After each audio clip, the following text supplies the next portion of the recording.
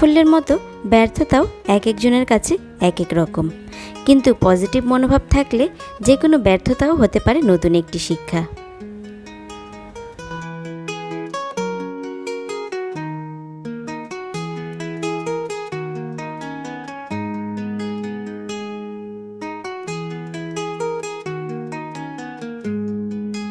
আসসালামু আলাইকুম everyone, welcome back to my another new blog.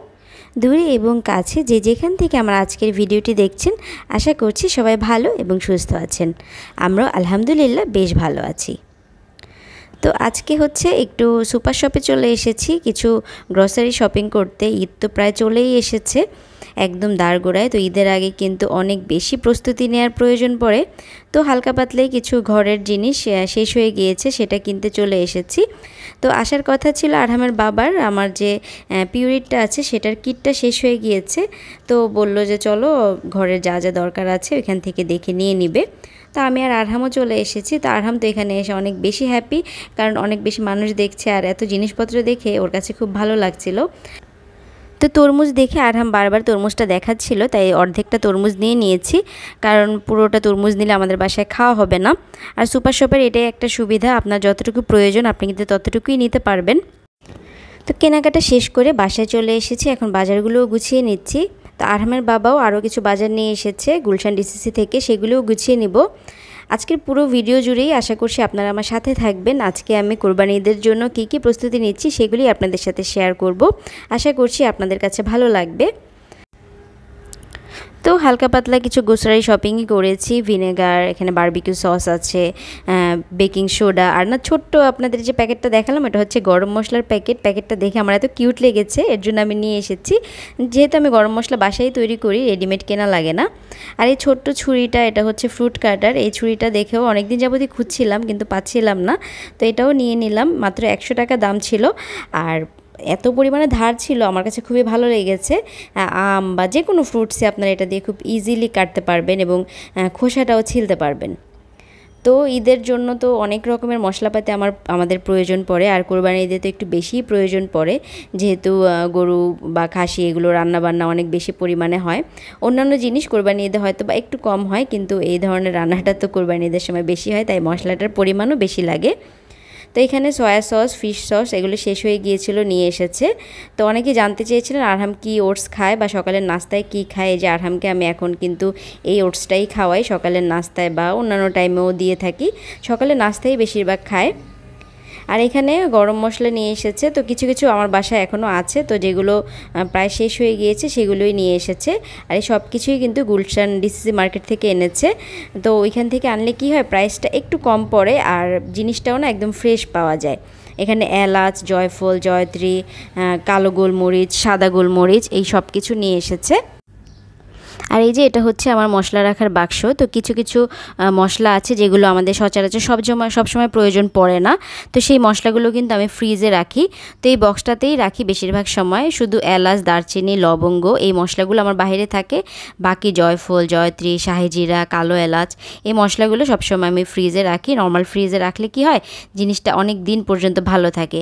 আর এমনিতে যদি বাইরে রেখে দেন কিছুদিন পরে দেখবেন যে ছোট ছোট এক ধরনের পোকা হয়, সেটা হয়ে যায়। আর ফ্রিজে রাখলে কিন্তু অনেক দিন পর্যন্ত আপনারা রেখে খেতে পারেন।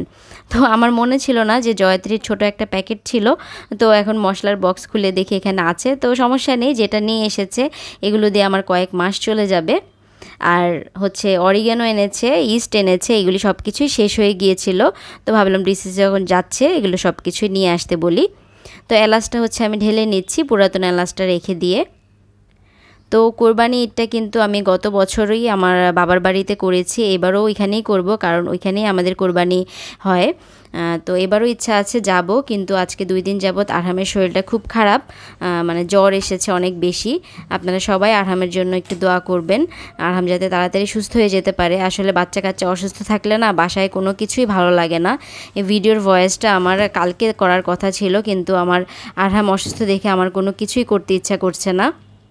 আর এই যে এখানে আমি হচ্ছে একটা প্রেসার কুকার কিনেছি ঈদের সময়, কিন্তু এই জিনিসটা অনেকের বাসায় অনেক বেশি প্রয়োজন হয়, কিন্তু ঈদে হয়তো বা রান্না করব কিনা জানি না, কারণ এটা খুব ছোট সাইজের। এটা হচ্ছে 4.5 লিটার একটা প্রেসার কুকার, নতুন মানে নতুন না, অনেক বছরই হয়েছে এসেছে, কিন্তু আমার কাছে যে আগের মডেলটা আছে সেইগুলি কিন্তু 2টা আছে। তো এই মডেলটা আমার কাছে কেনার খুব ইচ্ছে ছিল। আর ভিতরটা হচ্ছে পুরাই স্টিল আর অনেক বেশি ওজন, মানে জিনিস মানে কিছু লেগে যাওয়ার ভয় নেই।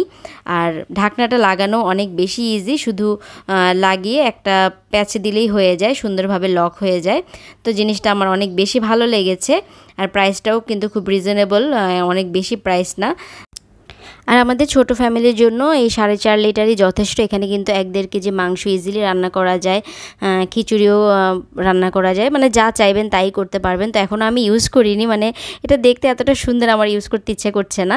তো করব ইনশাল্লাহ, আর যখন করব অবশ্যই আপনাদের সাথে শেয়ার করব। আর এই যে দেখুন, একটা হাত দিয়েই কিন্তু ইজিলি আপনারা এই ঢাকনাটা খুলে ফেলতে পারছেন। আর অনেক বেশি ওজন, নিচেরটাও যেমন ওজন, এর ঢাকনাটাও অনেক বেশি ওজন। এর জন্য মানে খুব অল্প সময়ে কিন্তু রান্নাবান্না হয়ে যাবে। আর এটা পরিষ্কার করতেও কিন্তু ঝামেলা অনেকটাই কম হবে। তো আজকে কিন্তু আমি 2-3 দিনের ভিডিও একসাথে আপনাদের সাথে শেয়ার করছি। তো ঈদ চলে আসছে, ফ্রিজ তো পরিষ্কার করতেই হবে, আর কোরবানি ঈদের সময় ফ্রিজের কাজ একটু বেশিই লাগে। তো আমার ফ্রিজটা বেশ অনেক দিন হয়েছে তেমনভাবে ক্লিন করা হচ্ছে না, তো আজকে চিন্তা করেছি দুটো ফ্রিজই ডিপ ক্লিন করে ফেলবো। আর সবচেয়ে বেশি নর্মালটা আমার বেশি নোংরা হয়েছে, নর্মালটা বেশি দিন হয়েছে পরিষ্কার হচ্ছে না। আর ডিপ ফ্রিজে তো সব যেহেতু বক্সে বক্সে রাখা হয়, তেমন একটা নোংরা হয় না, আর শুধু বরফই জমে। আর ফ্রিজের পাশে আমার ফিল্টার রাখার যে টেবিলটা আছে, ওইটা কাঠ কালার থেকে আমি হোয়াইট কালার করে ফেলেছি। কাঠ কালারের বার্নিশটা একদম নষ্ট হয়ে গিয়েছিল, তো আরহামের বাবা এই রঙটা করে দিয়েছে, তো আপনাদের সাথে শেয়ার করতে পারিনি। আর এই যে দেখুন, ডিপ ফ্রিজে কত পরিমাণে বরফ জমেছে, এই বরফগুলো পরিষ্কার করলেই কিন্তু আমার ডিপ ফ্রিজ একদম ক্লিন হয়ে যাবে। আর ডিপে যা যা ছিল সব কিছুই নামিয়ে নিয়েছি। আর ডিপটা মানে একটু খালি করব, যা যা অপ্রয়োজনীয় জিনিস আছে সেগুলো বাদ দিয়ে ফেলবো। দুধ আছে প্রায় অনেকগুলো, সেগুলো চিন্তা করছি জাল করে ফিরনি বা দই কিছু একটা করে ফেলবো। আর এই যে দেখুন, এই ফ্রিজ পরিষ্কার করা কিন্তু অনেক বেশি ইজি। বন্ধ করে আমি আধা ঘন্টার মতো দরজাটা খুলে রেখেছিলাম, আর ফ্যানটাও চালু করে রেখেছিলাম। বরফটা কিন্তু একা একাই কিন্তু হালকা একটু খোঁচা দিলেই পড়ে যাচ্ছে। আর নর্মালে যে কাগজগুলো বিছানো ছিল সেগুলোও কিন্তু আমি তুলে নিয়েছি, আর অন্যান্য যে ড্রয়ারগুলো থাকে সেগুলোও খুলে নিয়েছি, কারণ আজকে পুরো যেহেতু ডিপ ক্লিন করব, পুরোটাই ভালোভাবে ক্লিন করব। আর দেখেছেন কতগুলো বরফ জমেছে, বরফগুলো দেখে মনে হচ্ছিল যে এই গরমে এই বরফের ভিতরে যদি একটু ডুবে থাকতে পারতাম তাহলে মনে হয় একটু শান্তি লাগতো। আর এই যে বরফগুলো ফেলে দেওয়ার পরেই কিন্তু আমার ডিপ ফ্রিজটা কিন্তু একদম ক্লিন। এখন নর্মালটা একটু ভালো করে ক্লিন করে নিব, শুধু আমি একটু ভিম লিকুইড দিয়ে হালকা পাতলা করে একটু ঘষে নিচ্ছি, কারণ দেখা যায় অনেক সময় কিছু রাখতে গেলে ছিটকে পড়ে, বা এমনিতেও ধুলাবালি হয়তো বা খোলা হয় কয়েকবার, তখন একটু ময়লা গিয়ে পড়ে।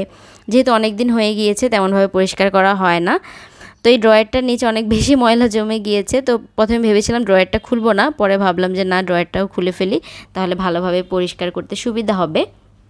তো আপনারাও ঈদের আগে কে কে এমনভাবে ফ্রিজ ক্লিন করেন অবশ্যই আমাকে কমেন্ট করে জানাবেন, কারণ অন্য সময় রোজার ঈদে করা হোক না হোক, কোরবানির ঈদে কিন্তু ফ্রিজটা ক্লিন করা একদম জরুরি হয়ে যায়, কারণ যেহেতু ফ্রিজে কোরবানির মাংস রাখতে হয়, এর জন্য ফ্রিজটাকে একটু পরিষ্কার করে গুছিয়ে নিলে ভালো হয়। এই যে দেখুন, ফ্রিজে আমি ম্যাটগুলোকে আবার বিছিয়ে দিয়েছি। তো আমি যে ছোট তাকগুলো আছে সেগুলোতেও কিন্তু ম্যাট বিছিয়ে দিই, ম্যাটটা বেছানো থাকলে জিনিসটা নোংরা কম হয়। আর এই যে এই পাশের ইয়েগুলোতে আমি হচ্ছে বাদাম, আচার, প্রয়োজনীয় যা যা জিনিস, কিশমিশ, তারপরে ব্ল্যাক অলিভ, এই সব কিছু আর কি রাখা হয়, কারণ একটা ফ্রিজে তো কম জিনিস থাকে না, অনেক জিনিসই রাখতে হয়। তারপরে এখন যেহেতু গরমের দিন অনেক বেশি পানি রাখতে হয়। তো আর ডিমগুলো আমি 2টো ফ্রিজেই রাখি, যেহেতু আমার পুরাতন একটা ফ্রিজ আছে ওইটাতেও রাখি, আর এটাতেও কয়েকটা রাখি। আর কোরবানিটা যেহেতু বাবার বাড়িতে করি, বাসার ঘর গুছানোর কাজকর্মটা একটু কিন্তু কম থাকে, কারণ রোজার ঈদে দেখা যায় ঘর সাজানো গুছানো অনেক বেশি কাজ করি। তো কোরবানি ঈদে বাসায় থাকি না, তাই তেমন একটা কাজ করা হয় না, কিন্তু ফ্রিজটাকে ভালো করে ক্লিন করে ফেললাম। তো এই যে দেখুন, আমি কিন্তু ডিপ ফ্রিজের মানে একটা তাকে সব কিছু রাখার চেষ্টা করেছি, যা যা আমার মাছ, চিকেন, এগুলো তো অন্তত রাখতে হবে, কারণ ঈদ তো শুধু মাংস খেয়ে কাটানো যাবে না। আর কোরবানি ঈদের পরে কিন্তু অনেক দিন পর্যন্ত ঠিকমতো বাজার খোলা পাওয়া যায় না, তো একটু মাছ আর চিকেন এনে রেখে দিয়েছি যাতে ঈদের পরেও কিছুদিন আমার চলে যায়। তো আর এই যে সব কিছু এখানে বাটার বাদাম সব জিনিসই, নিচের তাকে হচ্ছে আমার পানির বোতল, সস। আর সস দেখা যায় আমি বেশিরভাগ সময় বাহিরেই রাখি, যেই সসগুলো আমি রেগুলার ইউজ করি। আর কিছু কিছু সস আছে সব সময় লাগে না, সেগুলো হচ্ছে আমি ফ্রিজে রেখে দিই। এই যে দেখুন একটা তাকে হচ্ছে আমি আচারের কৌটাগুলো রেখেছি একটু পিছন দিকে, যাতে সামনের দিকে জিনিস রাখতে পারি। আর এই যে আমার মশলাদানি, আর এর ভিতরে আছে আমার ফ্রুটস আর হচ্ছে সবজি থাকে। তো আমি বেশিরভাগ সময় দেখা যায় আমার যে ছোট ফ্রিজটা আছে আগে, সেই ফ্রিজটাতেই সবজি, তারপরে পেঁয়াজ মরিচ এগুলো রাখি, আদা রসুনগুলো রাখি। কারণ ওটা যেহেতু পুরাতন, একটু গন্ধ হলেও, গন্ধ যেহেতু হয় না কিন্তু গন্ধ হলেও প্রবলেম নেই। আর এই ফ্রিজটাতে দেখা যায় তরকারি রান্না করলে লেফট ওভার যা যা থাকে তাই রাখি, ফ্রুটসগুলো রাখি। আর আমার এই ছোটো ফ্রিজটা অনেক বেশি ভালো। এটা কিন্তু আমার শাশুড়ি মার অনেক বছর আগের, প্রায় 28 থেকে 30 বছর তো হয়েই গিয়েছে এটার বয়স, কিন্তু এটাতে জিনিসপত্র রাখলে না অনেক বেশি ভালো থাকে।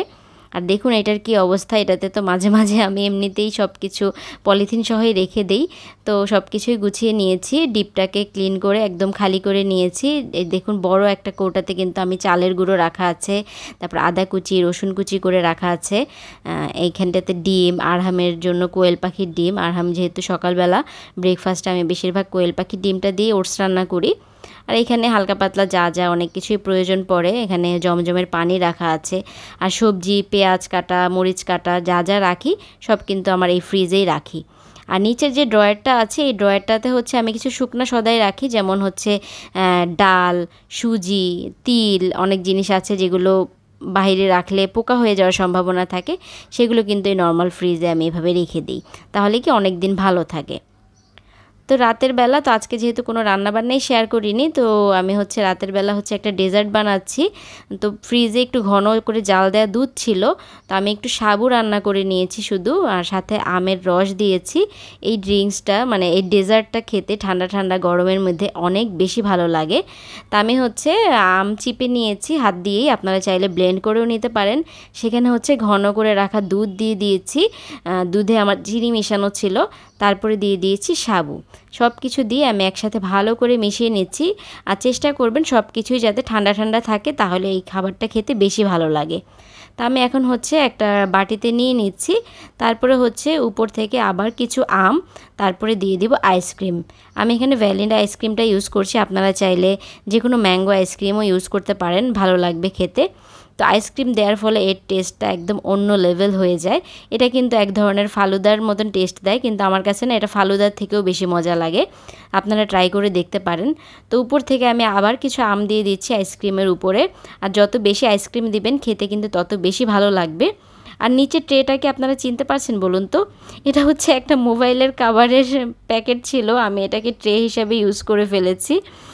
তো আজকের মতো বিদায় নিচ্ছি, সবাই ভালো থাকবেন সুস্থ থাকবেন, আল্লাহ হাফেজ, আসসালামু আলাইকুম।